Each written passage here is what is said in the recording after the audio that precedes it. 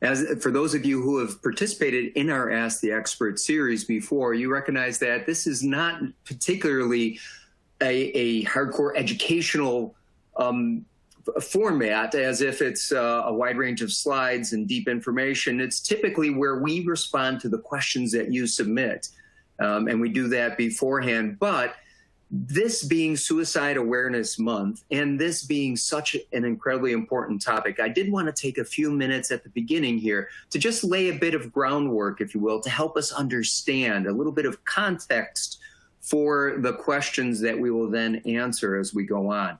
And I want to begin with a little bit of Psych 101, if you will. I want to present to you one of the predominant theories on understanding suicidality. It's called the interpersonal theory from Thomas Joyner.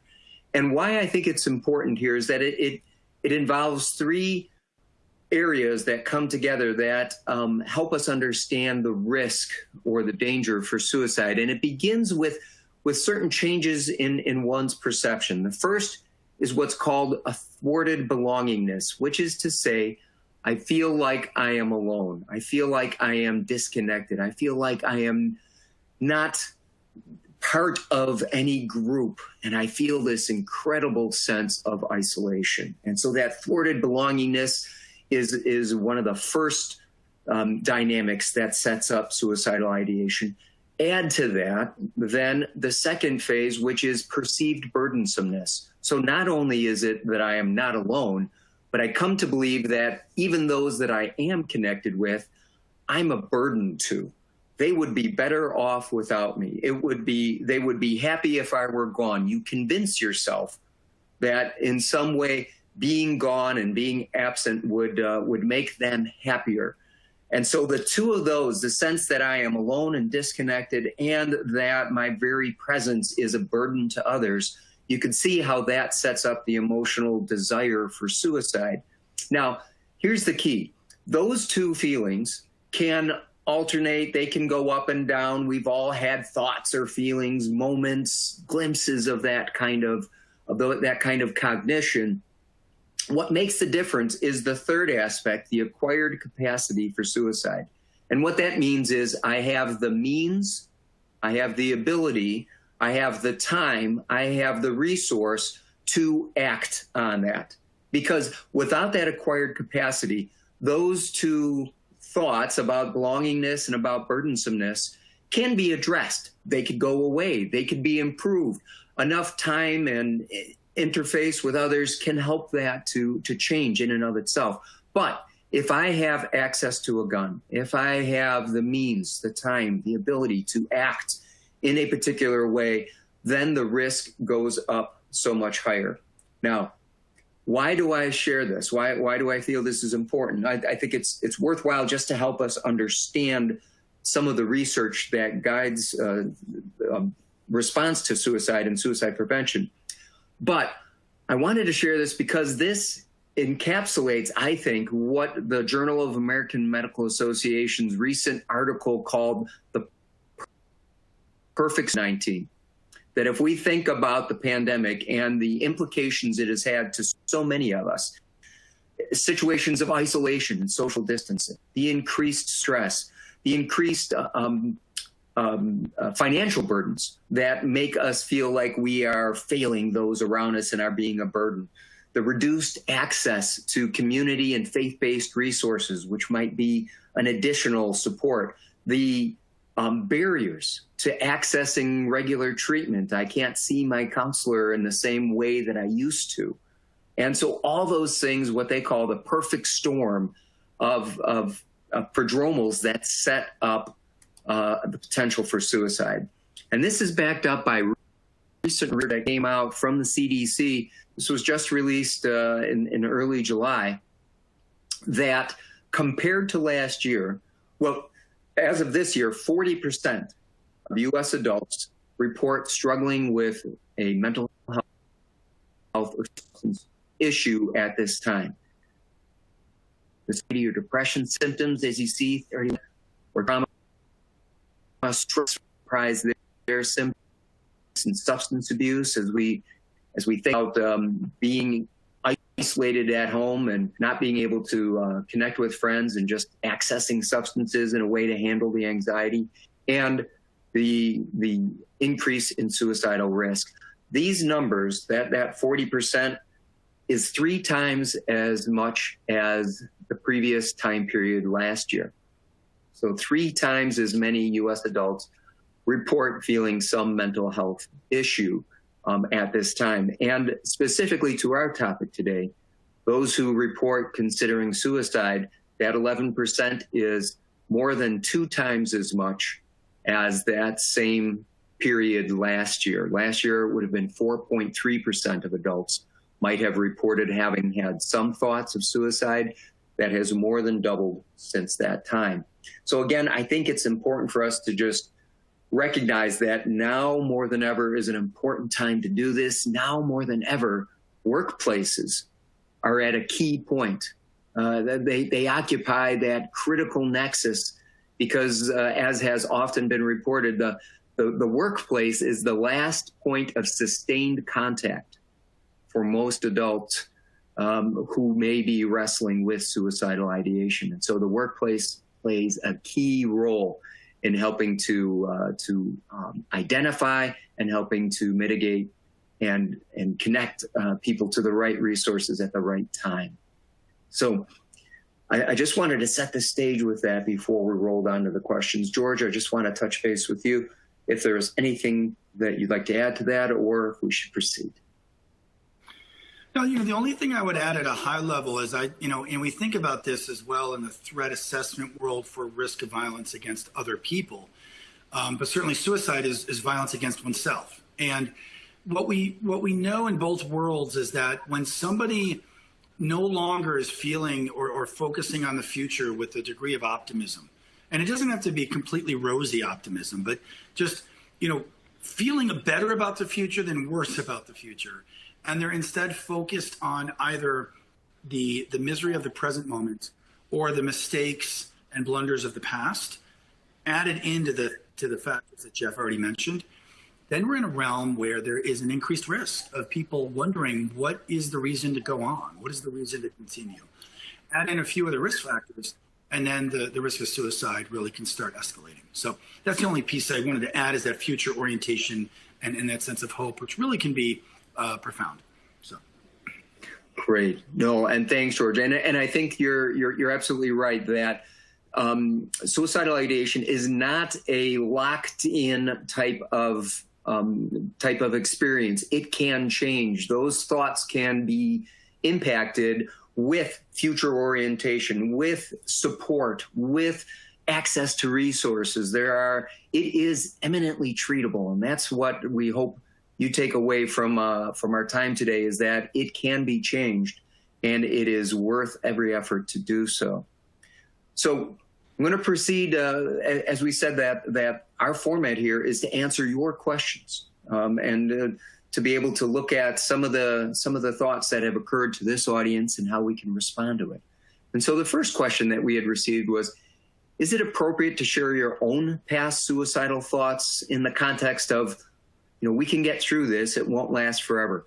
I think that is a fascinating question, because many of us have, we've kind of, whether it was taught to us or whether we just sort of assimilated it, we kind of grew up with this idea that, I don't know, suicide is such an uncomfortable thought and such an, it's not a topic I want to think about, that maybe it's better if I don't say anything at all. If I bring it up, maybe I'm planting a seed. Maybe I'm in some way, suggesting something that they would not have done otherwise. That has been demonstrably proven false by research time and time again. Talking about it does not plant the seed, does not make it worse. And so in particular for this question, research has in fact found that sharing anecdotes about successfully recovering from suicidal ideation, of the steps one took to avoid acting on it or to move to a point of safety, is in fact affirming and encouraging. And that for someone who is in the depths of it to hear, because again, as George highlighted, there's that sense of hopelessness. I can never get out of this. What's the point? I am locked in and there's no getting out. And to hear that somebody else walked that same path and did indeed get out is in fact very, very affirming. George, again, I'm going to pause each time and just see if there's anything you want to add. Yeah, sure. And we're going to kind of kick back some thoughts related to this. And nothing different from what Jeff said, but just to kind of deepen some of the thinking. So in my background as a forensic psychologist and a certified threat manager, over many years, I've trained law enforcement officers, correctional officers on addressing this exact issue, right? And many of folks from those backgrounds would ask that question, well, if I mention it, am I going to make it worse? Or am I going to give them an idea? And as Jeff said, there really is no basis to worry about that. By the time that you're worried or concerned that somebody, a fellow employee, a colleague, maybe even a loved one, is thinking of suicide, you mentioning it isn't going to be the first time they're thinking of it or they're hearing of it. The flags you've seen, the threats you may have seen, the indications you may have seen already indicates that their thought process is going there or is already arrived there. And it doesn't mean it's a foregone conclusion by any means. So bringing it up directly, supportively, but forthrightly is the way to go. The one thing I would say, though, is in choosing to bring up your own thoughts that you've had in your past, before you do that, ask yourself internally, what is the goal that you're driving at? What is the reason that you're bringing up your own thoughts? And you want to be clear on what that is. If the goal, as Jeff suggests, is to build a sense of connectedness, empathy, maybe even normalization, that what they're feeling isn't as unusual as they think it is, that they're not on an island, that other people have experienced this, and that sense of human connectedness, that's very powerful and it can be very effective. If you're bringing it up merely as a way for you to have emotional catharsis or because you're seeking support in that moment, that is not the best reason to bring it up. So you want to be clear on what is the goal or the reason you want to bring this up and disclose that. And how do you feel the recipient of that, the person that's going through the crisis, how do you feel they're going to respond to it? And if you just approach that with some awareness and some acknowledgement of what their process might be, I think you're going to steer clear of any negative impact of that. Excellent point, George. So moving on to number 2 here, being a virtual leader is difficult in itself. How can we better prepare to notice when our teammates, colleagues, or anyone in our circle has begun to pull away? Is it just a friendly check-in or saying hello? Is it a video call or a Zoom so you can see them? Do you have some tips that could help us notice smaller pieces that help us notice a change before a bigger shift happens? No, I think that's, again, it highlights the what you might say the challenge of leadership that I think we've experienced in every venue during COVID in particular, and that how do I stay engaged with my team? How do I stay connected with them in a meaningful way? And one of the things that has been sort of a blessing and a curse is the idea of Zoom and Zoom fatigue. While there's certainly a wide range of virtual platforms, but we just call it Zoom fatigue because it's a common theme. That staying engaged is a challenge, but it also means it is that resource. It's that opportunity to stay connected with them, to be able to visually put eyes on them, which again, not that long ago would have been impossible. The only way we could have spoken would have been by telephonic, and it would have we wouldn't have been able to see some of the changes or catch some of the nonverbals that can help us. So some of those things, some of the things that we want to be paying attention to are any marked changes, distinct changes, abrupt changes in either functioning. And again, as a virtual leader, you can see that their productivity is down, their attendance is down, their ability to participate or contribute in group activities is down. When you see a marked change in their mood, normally they're happy, gregarious, and suddenly I could just tell they're not talkative. They're hardly engaging at all. I don't see Again, virtual allows you to at least see the facial expressions, and they seem rather flat and unmoving. If there is a change in relationships, and again, these can be virtual relationships. Normally they were, if, let's say, in a group meeting like this, they would have been chatting quite frequently in between, and they would have been engaging with each other. They would often contribute, and all of a sudden now you're getting radio silence from them. They're not contributing. They're not interfacing. They're just showing up. And that's a change, a distinct change. And then again, because as a virtual leader, you can have some eyes on, you could see any changes in their self-care. Again, we have all found that the typical standards of business operation, of what we would wear, how we would present ourselves if I were going into the office, can be different. You don't know whether or not I'm wearing sweats or not at this below the camera angle, and I'm not going to reveal either way. But if you see, again, okay, we've all kind of reduced our sort of professional decorum, but if you see no attention, no effort made at hygiene, at appearance, at taking care of themselves, again, those are the signs that would be an indication I need to take this a step further. I need to think more about this. George, thoughts? Yeah, I would add. So I want to clarify that all of these things are very relevant to people pulling away, certainly, or getting more withdrawn. Certainly, I would say risk factors for indications of depression or anxiety. They're not necessarily risk factors for suicidality. However, when you add those in with the stressors that Jeff started talking about at the outset of the webinar, there is an increased risk that somebody at some point could decide, I've reached that burdensome stage and that loneliness or aloneness stage, that they start thinking of taking more dramatic actions. So just keep that in mind. A few other things I would add is that rapid change in behavior that Jeff talked about, but that rapid change can also be associated with a positive outlook. So you might see somebody that is increasingly down over a number of months. They look more and more withdrawn. And then suddenly they perk up out of nowhere and their energy level looks on point and they just look more engaged. That worries me just as much, because what I want to know is what changed for the better. Maybe they got on some new medications. Maybe they got a therapist. Maybe they got good news or a promotion at work, or in their personal life, something turned for the better. Those are all good explanations. But there are a subset of people that if they're struggling with anxiety or depression and amidst isolation, and all of us are forced to be somewhat isolated as we continue to respond to the pandemic, there's this thing that we call a time imperative, where somebody gets to a place where they decide, I've got to do something soon, or I've got to do something now because I can't live this way anymore. And it might be arbitrary, but they just get to a point of saying, I can't handle this anymore.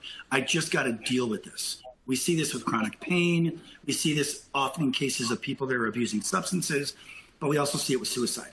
And if they hit that time imperative, they could escalate a little bit on their trajectory of thinking of doing something.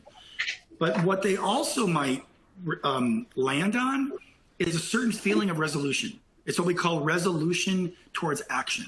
I finally got to a point that I've decided I'm going to do this in the next day or week, or even maybe in the next couple of weeks. And with that decision comes a great deal of inner peace. I finally committed to the action. So if you see a dramatic upswing, again, it doesn't mean somebody's going to hurt themselves, but I want to know what changed in your life. You're suddenly looking better. You're suddenly more engaged. You suddenly have a carefree attitude. What changed for the better? And if I'm your manager or supervisor, I want to know that. Hey, Shane, I'm noticing you're looking better in the last few days. I noticed you looked kind of down for a while. Hey, did something change for the better in your life? What's going on? And if Shane comes back and says, nope, nothing at all, that concerns me a little bit. I might want to inquire a little more deeply. Usually, if Shane literally had a positive thing happen in his life that pulled him out of a depression, he's likely to tell me that. he'll be aware of it. He'll be likely want to say, "Oh, I got some great news. My wife's coming back, to me, or I just got a big bonus, or I just won the lottery," whatever, right? So these are some things that we can look for on that trajectory as people get down and they respond going forward. In addition to what Jeff said. No, and I like that, and I think the questioner, was on exactly the right track with some of the sub questions. Is it a friendly check-in? Should I just say hello? Is it a video call? Absolutely. I think in a very pragmatic sense, don't wait until you see some of those, those concerning changes that George and I spoke about, but just intentionally checking in with your team. Think about it again. If this had been, let's go back a year, that you might have simply walked down the hall and said, "Hey, how are you doing?" You would have checked in at their office or at their cubicle. You would have gone to their workstation. You would have said, "Hey, let's have lunch together," or something like that. The sort of normal things you might have done to stay connected, and you wouldn't even have thought much about it. It just happened on a day-to-day basis. So the challenge for virtual leaders now is to be intentional, to say, "Listen, let's do a weekly check-in. I'm just reaching out. Hey, just checking in. I was thinking about you, wanted to find out how's things going." It doesn't have to be overly formal or lengthy even, but just simply checking in helps increase that sense of belongingness as part of my team. All right, the next one. How companies can improve mental health awareness and stop the notion of stigma when an employee needs help? I think that's a great question, because again, we all know that that stigma has proven to be a barrier to getting mental health issues of any kind addressed. It remains a challenge because people have such entrenched ideas. But I want to point to a couple of industries or organizations that have seen great success. One, for example, is the construction industry.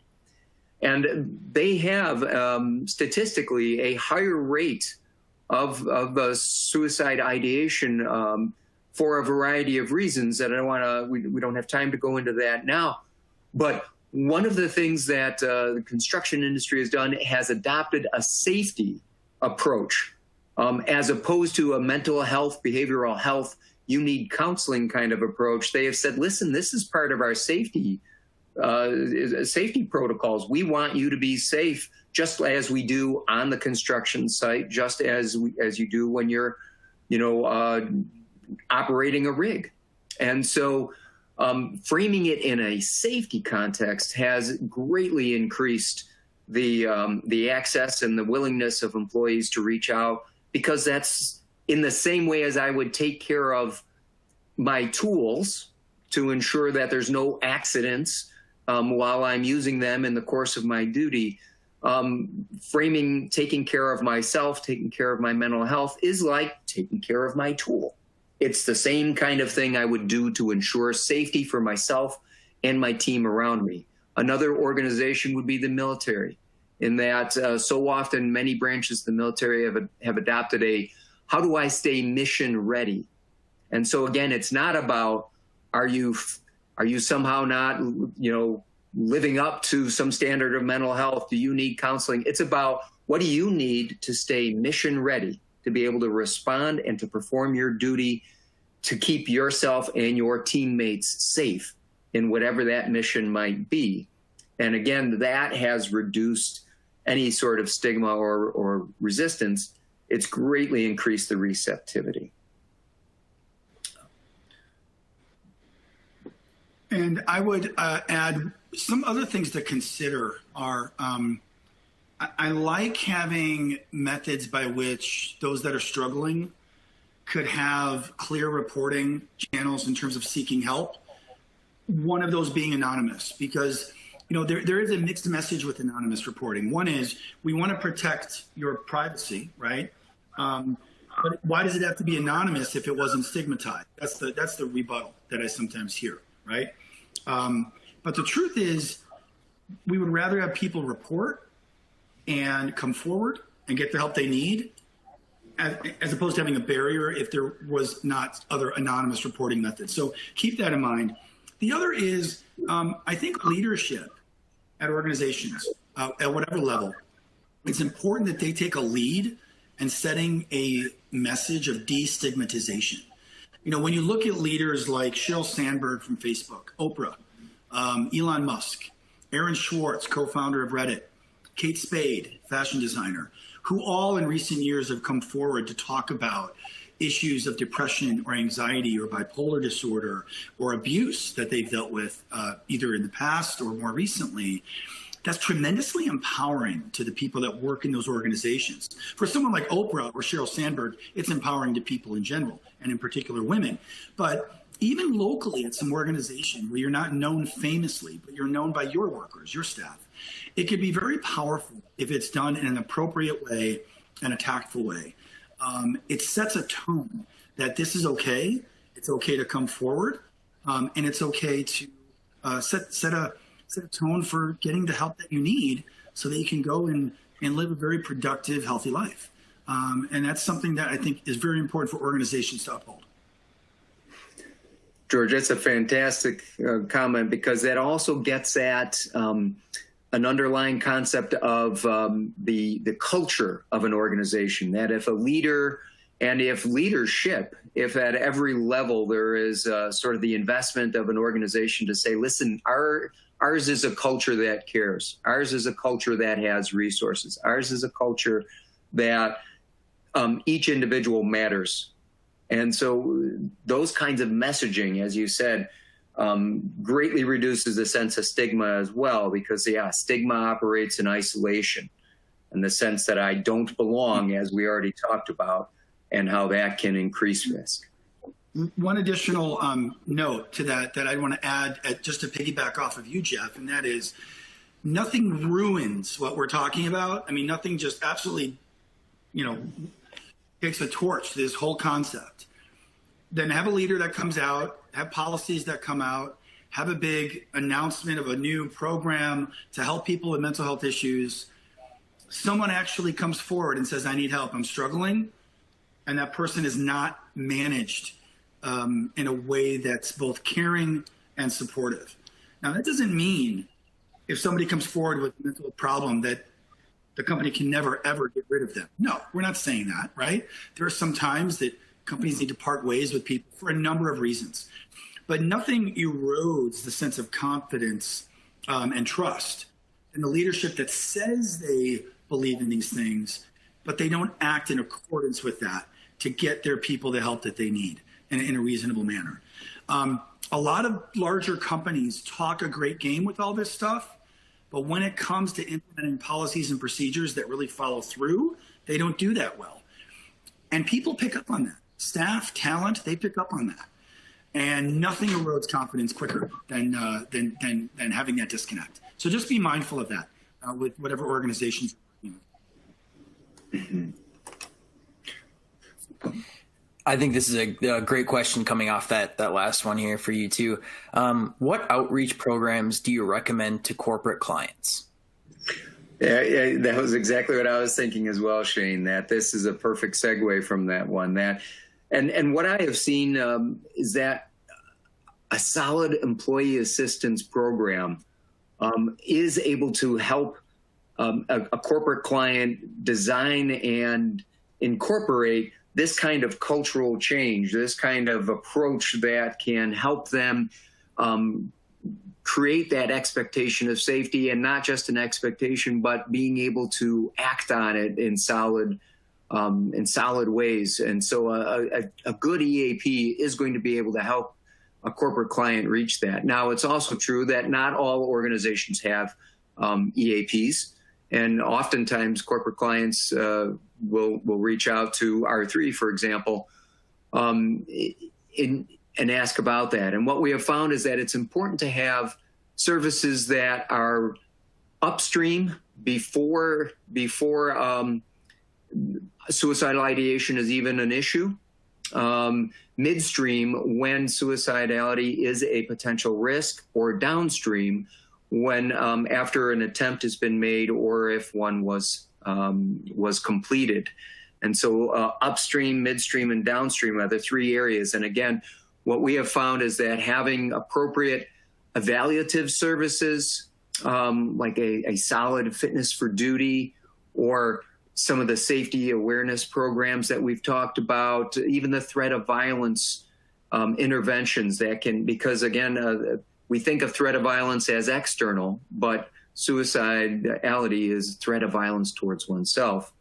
Being able to have an appropriate response arm, being able to provide that disruptive event management on site or virtually now, and in either method, in order to ensure safety, and then downstream, being able to provide, again, case management support, and again, additional training and additional consultation.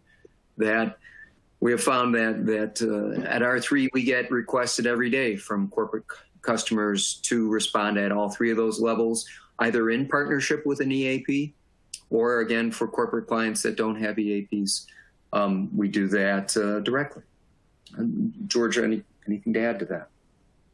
Yeah, at a high level, I'd say you want to consider a few things, whatever program you're going with. One is, in this day and age, more than ever, I would have said this last summer, but especially post-COVID, you want a multimodal program. In other words, telephonic outreach, the ability to engage app-based technology, even AI-based artificial intelligence technology, the ability for live people to get to real locations, right?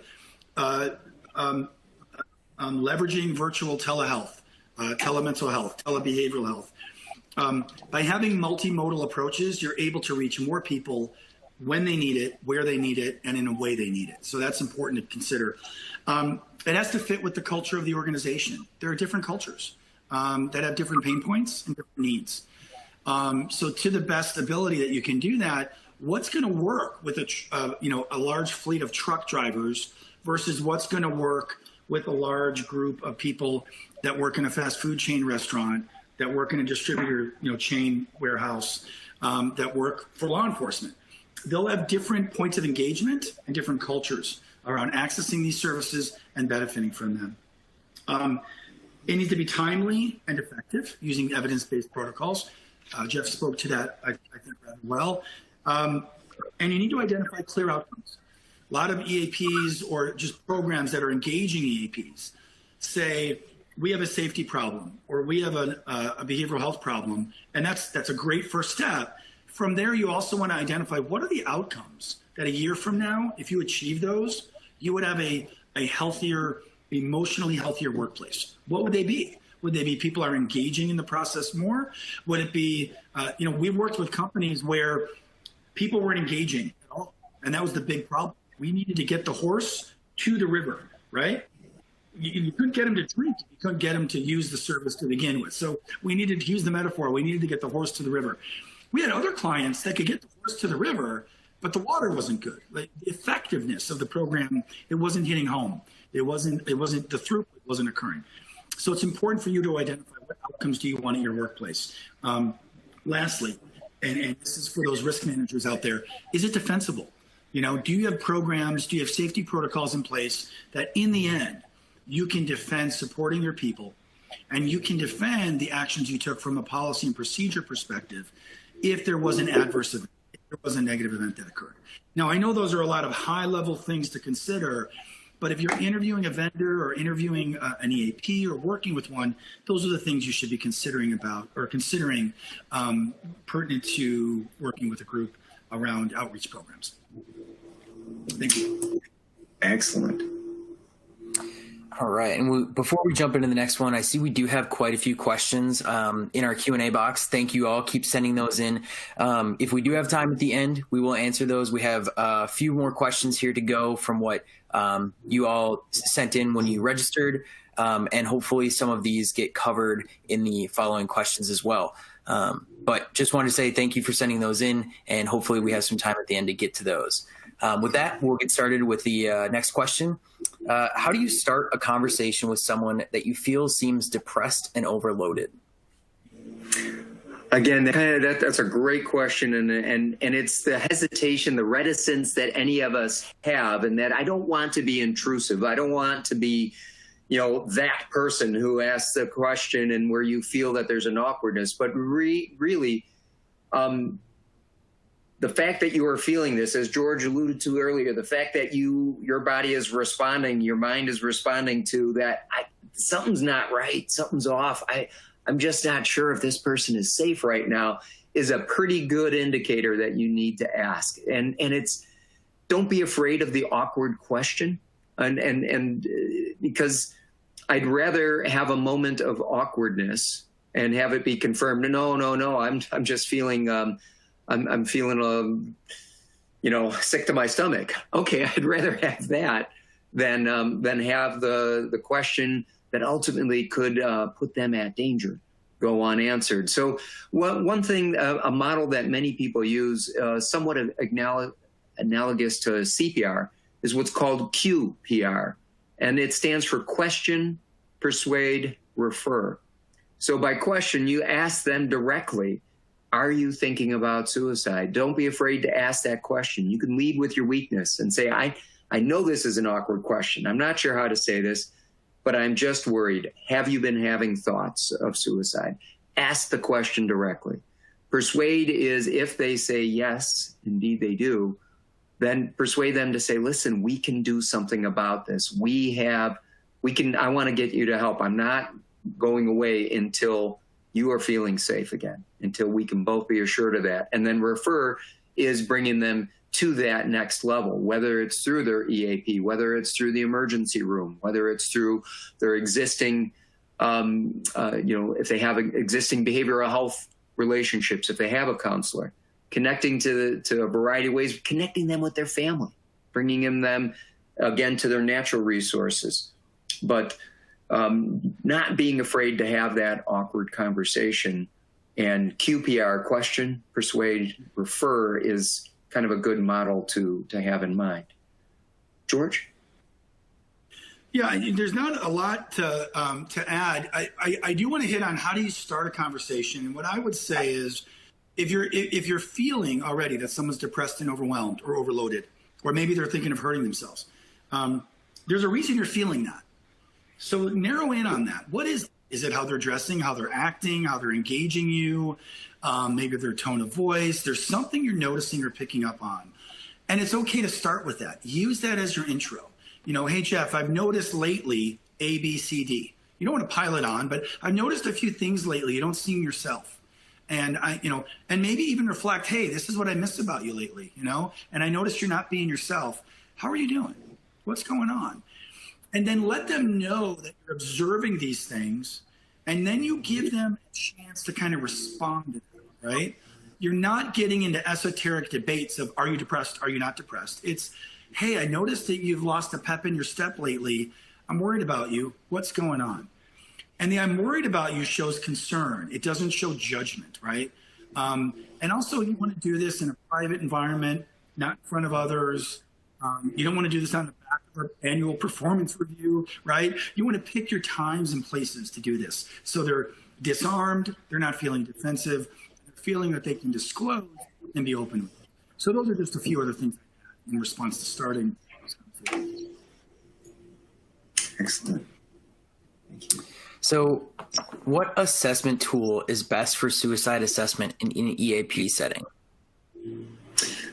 So that one, I'm going to guess again that the questioner was coming from a clinical background, because in an EAP setting, it would be a clinician who would conduct this assessment. I just wanted to be clear that we're looking at formalized tools to be able to conduct that.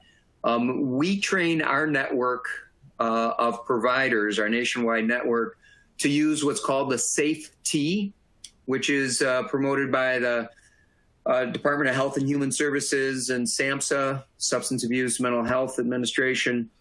And the SAFE-T stands for Suicide Assessment 5-Step Evaluation and Triage. And it asks questions around risk factors, protective factors, conducting that inquiry about asking what kinds of thoughts, plans, behaviors, intent they might be having, and using that data to determine a risk level, and then being able to, again, take steps to reduce that risk and to bring to the next appropriate level of care, that referral part I mentioned earlier.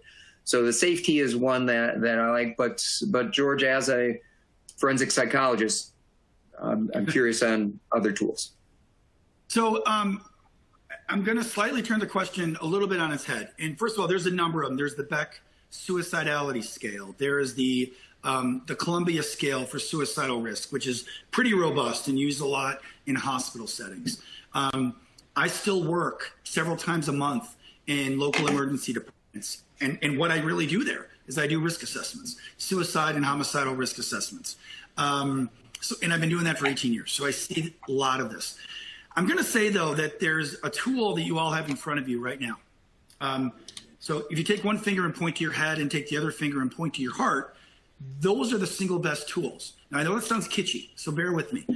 The truth is that these assessment tools they're good, and some of them are quantified at a reasonable level, and they've got good data. But in the end, they're really nothing more than a really well done, organized culling of asking the right questions in the right way to get at what the risk variables are that help us make a reasonable estimate of whether someone's going to hurt themselves or not. And so I think the tools are critical because they ensure that we ask the right questions, and often they'll even ensure that we do it in the right order, right? But it doesn't take the place of just a good clinician that understands these risk factors and knows how to engage and pull out of the individual not the right responses, but an engaging kind of dialogue so they can talk about their inner experience. So in addition to the tools that we've mentioned, the safety, the Beck, the Columbia, all of those are important, but I think what is equally important is you need good clinicians at some level in the process that know how to utilize those in addition to other clinical questions to help really understand what that person's experience is and where they are on that trajectory towards self-harm. Excellent. All right. So this one has kind of a couple questions for it. So we've got everything down on the slide here. Over the past decade, companies have experimented with the adoption of a full-time position being compressed into a 20-hour work week. There seems to be obvious benefits to this, such as having more personal time each week. But what implications would you suspect a work week with full-time demands compressed into a part-time platform would have on mental health and suicide risk factors? Would the additional personal time balance out or reduce the negative mental health impacts of work-related stressors? I think that's a fascinating question and rather specific, rather detailed. And I'm going to actually step back and expand that, because if I were to find out what is implied in this question, I think it's about the fact that the workplace is changing. The workplace has definitely changed since COVID-19, but it predated it beforehand too. What constituted a workplace? What constituted the work week? How much time did I give? Where did I conduct it? Was it a hybrid platform? Was it remote work? Was it temporary offices that I used periodically, like I might use a hotel room, and just there's an infinite variety. And I think my implication here is that the workplace is changing, has certainly changed, and that's continuing to happen. And whenever there is drastic change at the level that we've seen, and certainly seen this year, it increases the stress. Change in and of itself is stressful, which can set up the dynamic to our topic of suicidal ideation. And so I could see how the drastic workplace changes can add to that. But it's also true that, as the old saying says, out of crisis comes opportunity. It's also true that the workplace is changing, and perhaps COVID has only accelerated changes that were already in place. Like, is there a different way? Whoever said 40 hours was the only way to do it? Is there some other ways, some more creative ways that we could think about work that frees us up for other things, or that allows us to be creative in ways that traditional work modalities perhaps were limiting. And so I don't have a specific answer as to whether or not the 20-hour work week is better or worse. I'm not aware of any research specifically that addresses that. But I just wanted to broaden the question and acknowledge the fact that what they're asking about is that the workplace is changing. Definitely so. And I don't think there's any going back to pre-COVID modalities. Some will, but not all. And that what we're left with is figuring out, how do I maximize this? How do I use this for my own growth and the betterment of my family, as opposed to saying, oh my goodness, this change has happened and I'm hopeless, helpless in the face of it. Right. So I want to pause on that, George. Ask you. Yeah, my only add, well said, Jeff. My only add is, and this sounds like I'm kicking the can down the road, but I think it really depends on how the organizations approach that change. And it's going to depend even on how individuals approach that change. I think some are going to respond very well to a change like the question suggests, and others will not. The organizations that are going to thrive through that, they're going to give their workers options, and they're going to have kind of a hybrid model so different people can adjust over time to the different pain points or stress points that this change might cause. The only other add I would say is just keep in mind that, resilience is ubiquitous, right? The normative response to stress, even the normative response to traumatic stress, is we get over it, we adapt. And that says nothing bad against people that don't. That says nothing bad against people that form a traumatic response or have PTSD or acute trauma. It simply means that for the overwhelming majority that are exposed to traumatic situations, they leverage their social engagement, church, faith-based groups, loved ones, families, hobbies, sports teams, whatever in their community. And after a few weeks, they absorb the blow, right? And they begin putting their life back together. There's a saying that we have in this space, every time you said you couldn't go on, you did, right? You did, you're here. Now, I'm not making light of trauma or difficult times, but it's important, I think, for organizations to keep that in mind, that resilience is ubiquitous. With that in mind, we want to give people options in terms of how they respond to changes such as this. So that's my only add there. Good question. Excellent. So the next question here, do you recommend a checklist be provided to managers lower level with warning signs? That's a bit of a tricky question. And I say that because sometimes it creates the illusion of having done enough. The idea that, gee, if I have a checklist and I know where it is and it's on my, I know how to get it, then that's all I really need. I just need to have a checklist and I could go down this. And if I see the warning signs, then that tells me. There is value in checklists, but that is, I would say, missing the mark to what we're talking about here, about having more of a cultural change. And I want to share with you a resource that I think the national guidelines put out by the Workplace Suicide Prevention, this executive summary. I've got this, the link here is posted, is an incredible and invaluable document for organizations that want to look at this seriously, that want to address this in a way that is much more comprehensive than just we sent out one checklist. The guiding principles, there are 8 guiding principles that a company can take action on to increase the safety, to increase the well-being, and as a cultural dynamic and as a core value for their organization. And so I really would highlight and suggest that you check it out. And Shane, if I'm correct, in the resource widget, this you can also find the guideline there. Yep. Or go yep. to Absolutely. It's right up on there. Yep. Excellent.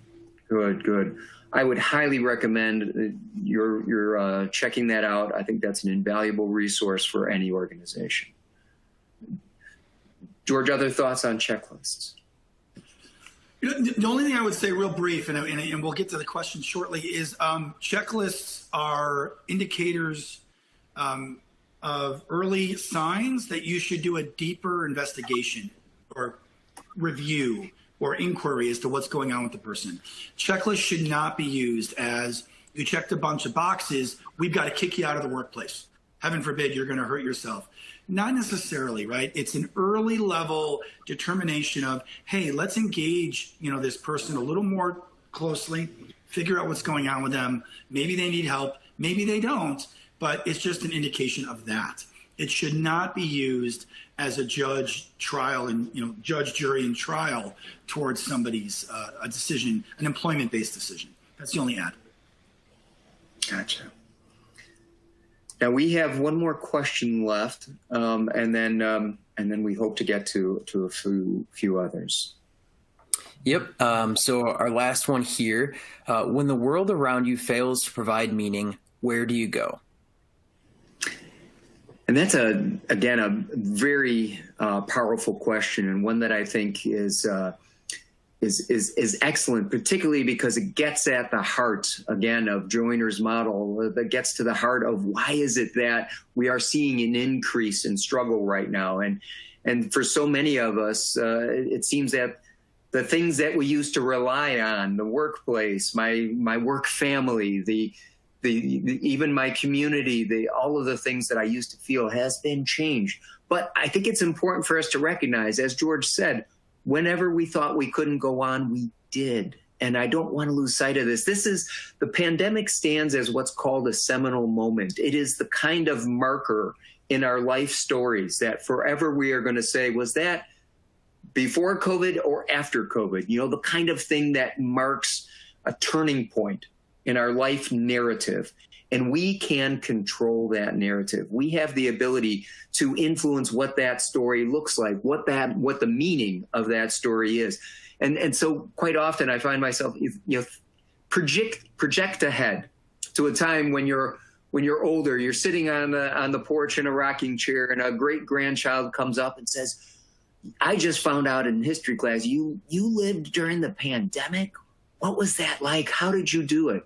Think about that. What was that story? How would you want that narrative to go? Do you want to say, oh, you know what? I complained a lot and I was unhappy and we all, great. And eventually we got through it. And that's pretty much the story. Can I have a different narrative? Is there one that's maybe a little bit better? I took intentional action. I reached out when I needed help, and I helped others when they needed it. I engaged with the resources that were around, whatever that narrative is, but there is power in purpose. And yes, this is an incredible moment, a difficult moment, a challenging moment, a painful moment for many of us. But there is power in purpose. We get to decide. None of us got to choose pandemic. None of us got to choose COVID-19. But what our story is and how we responded to it is entirely up to us. And I just want to encourage you in that resilient fashion to think about, how do I want that story to be?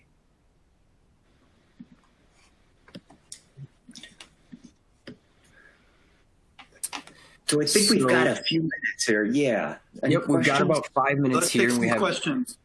Yep, yeah. Plenty of questions. So I will go ahead and get us started here with the first one. I'll get that. When speaking via phone with clients, should all or any mentions of harm to oneself result in a call to law enforcement for wellness check? Or should some clarifying questions be asked to determine if statement may have been flippant? George, I could jump on that one. I think you definitely want to do clarifying questions. One of the difficulties is there's many motivations as to why one could verbalize a threat to themselves. And I would say in my experience, the majority of those may not be connected to a strong sense of intent, plan, or urge to act on it. That doesn't mean they're not serious, or they should be all blown off, right, as not serious. The concern I have with law enforcement is a very important tool in these situations, but it's a blunt instrument, right? when you call law enforcement, even the best trained law enforcement officers, they will often have their hands tied. They will go to the place of business or they'll go to the person's home. They'll ask some very direct questions about what's going on. If in any way they feel like there is potential of imminent risk, they're kind of behooved to take that person into custody and bring them to a local crisis unit or a hospital to be evaluated. Most jurisdictions means you're going to be cuffed and you're going to be transported in the back of the car. This is going to be done in front of your family, in front of your neighbors. It's a blunt instrument. It still needs to be used at times, right? I still use it when I need to, but it's a blunt instrument. If that could be avoided by asking more clarifying questions and getting a deeper sense of what's going on and trying to assess the severity versus maybe the superficiality of the statement, a lot of that can be avoided. So I would say try to clarify that as best you can. Good question. All right. And our next one here is pretty specific, but I just wanted to throw this out there and let me know what you both think. If the employee says they are feeling suicidal, we usually contact their emergency contact. What if the employee says the emergency contact is part of their problem, like a spouse or something like that? They say there is no one else we can contact. What do we do? Jeff, you want to? Yeah, I was going to say it kind of goes along with what George was sharing before about clarifying questions. Let me ask you, who is in your corner? Let me ask you, who are the safe people? I understand what you're saying, that the spouse, part of what is driving this is your concern right now with that loved one. Who else might be on that list? And again, asking those kinds of clarifying questions to determine it. If they say there is no one, there's no one else, then, to George's earlier point, the risk level has gone up, and that's a clarifying question that allows you to say, I may need to begin thinking then of a more blunt instrument if they say I can't think of anyone else. That's right. All right. And this one kind of covers a couple of the questions that came in. Is there an anonymous tool employees can use to self-assess and drive them to resources if elevations show up? Is any EAP using anything like that?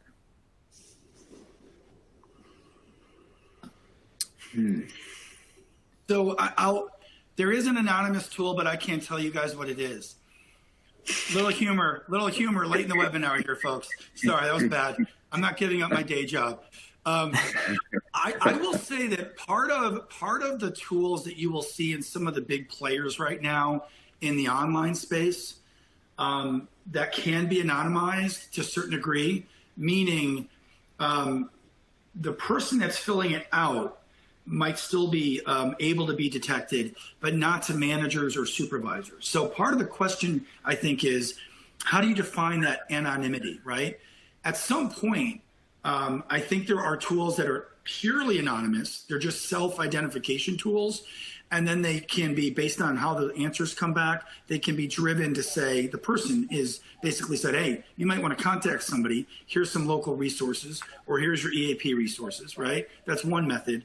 The other method is that they fill it out and that person's identity is shared only with select clinicians or select people at the EAP, but not shared with anyone at the organization directly that might have a managerial or supervisory role.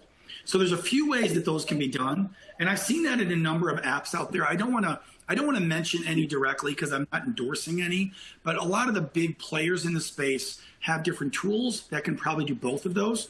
And you just may want to inquire with those as you investigate or vet those further. Jeff, I don't know if there's anything else you want to add on that. No, I think you're right on track with that. That's exactly what I was thinking. Great. All right. Well, with that, we are hitting our hour mark.